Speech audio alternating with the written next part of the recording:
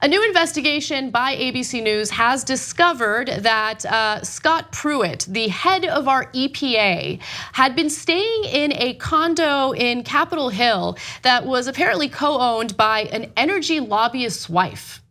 Yes, an energy lobbyist's wife. The chief of the EPA was staying in this condo, which means that it could potentially be a huge conflict, and it could potentially serve as a gift that is unlawful in this type of context. So let me give you more details. President Trump's EPA administrator, Scott Pruitt, occupied prime real estate in a townhouse near the US Capitol that is co-owned by the wife of a top energy lobbyist, Stephen J. Hart. Now, it was at the US Capitol, I apologize, not necessarily on Capitol Hill, but it was prime real estate, expensive real estate, and what you should be concerned about is that neither Scott Pruitt nor Stephen J. Hart are willing to disclose how much he was renting that condo for. He could have been staying there for free. He could have been paying market value. Again, we don't know because they will not disclose that information. Mr. Hart is the chairman and CEO of Williams and Jensen, a firm that reported more than $16 million in federal lobbying income in 2017 alone, and that's according to the Center for Responsive Politics. Just last year, an energy company, Cheniere Energy Inc, reported paying Hart's firm $80,000. Now, what does this energy company want from the EPA? Something very specific. Hart's firm specifically lobbied on issues related to the export of liquefied natural gas, or LNG, approval of LNG exports and export facilities. Now, this energy company owned the only active liquid natural gas export plant in the United States at the time. Liquid natural gas exports was on the agenda for discussion during Pruitt's December 2017 trip to Morocco. So homeboy goes to Morocco, okay, and starts talking to government officials there, and he's like, that liquefied natural gas, you know you want it, it's so good, right? So why is he going to Morocco and encouraging them to, purchase liquefied natural gas from the United States? Well, one of the energy companies that hired this lobbying group essentially wanted that, and Pruitt was able to stay in this condo for who knows how much or how little.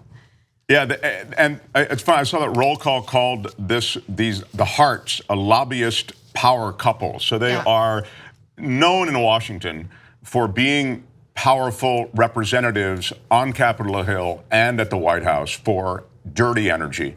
And we're seeing you could say, well, but there's nothing in what he's doing that would reflect that he's in bed with the energy companies. Only everything he's doing would suggest that he's in bed with the energy companies. We're seeing historic rollbacks of restrictions on chemical dumping, on Superfund funding. I mean, that's the cleaning up of toxic waste. And then to Anna's point, opening the doors to energy companies in this country in ways that we haven't seen in decades. I mean, even under the Bush administration, which was being spearheaded by Cheney and his henchmen associated with big oil, we didn't see this kind of thing. So this is just one more way that we see this close association. And you only have to go to the EPA website to see how he scrubbed the EPA website of any reference to climate change, to CO2 emissions being connected in any way to changing of the climate and general pollutants in the environment.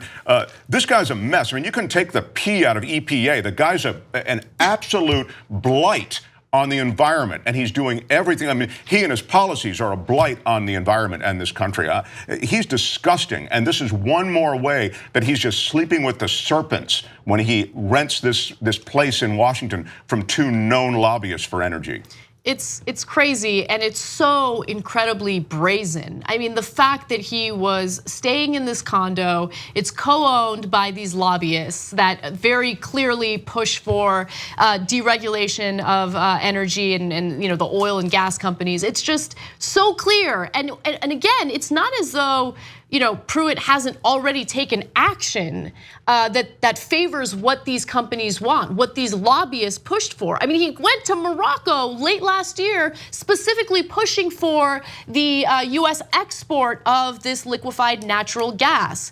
Now, the firm, meaning the lobbying firm, also lists on its website that it lobbies on other EPA policies like the Clean Air Act. And let me tell you something, they are not lobbying in favor of the Clean Air Act, obviously very much against it.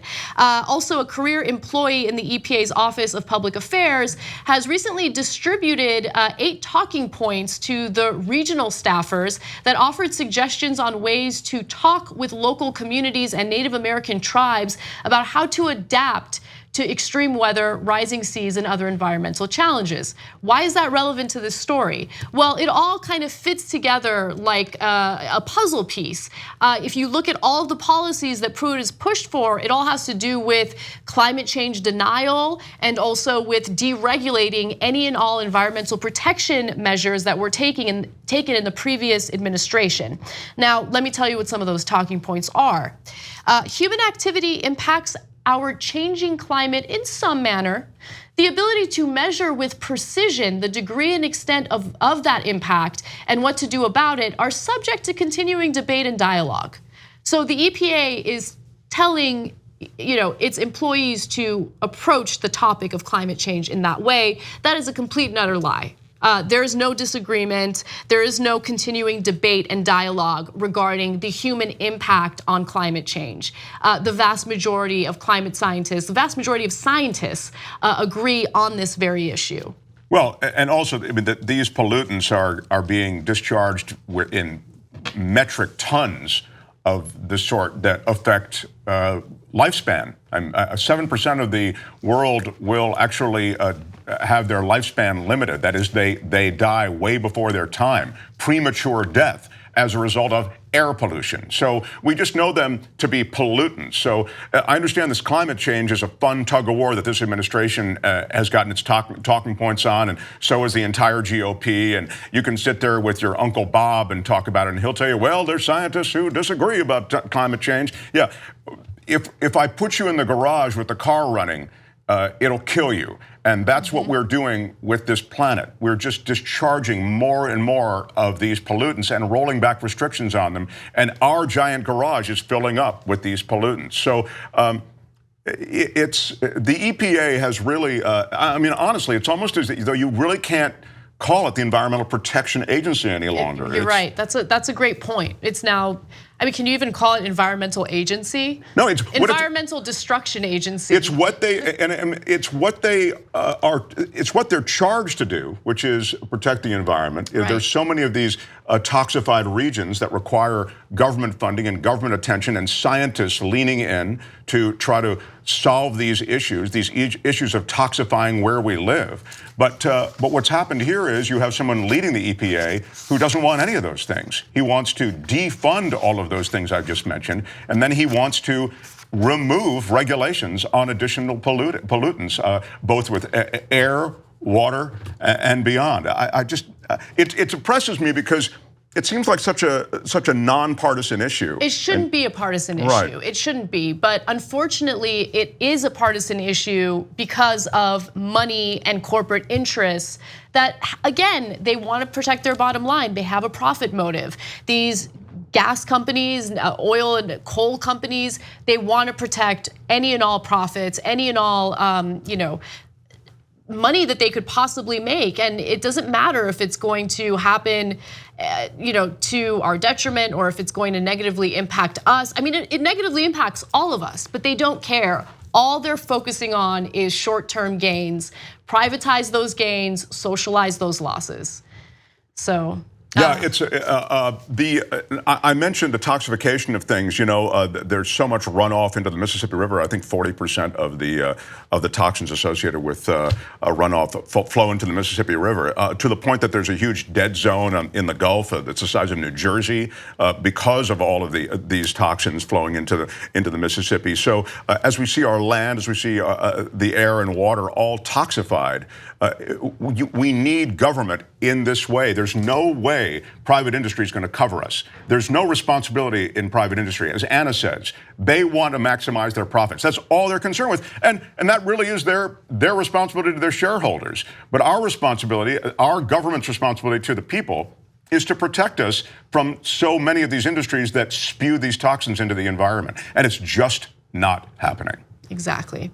We got to take one more break in this hour, so let's do that. And when we come back, Scott Walker got told by some judges. I'll give you the details on that and more. If you become a member of the Young Turks, you'll be saying, you know, I'm like a smart person. So do it right now. tytnetwork.com/join. Get the whole Young Turks show every day.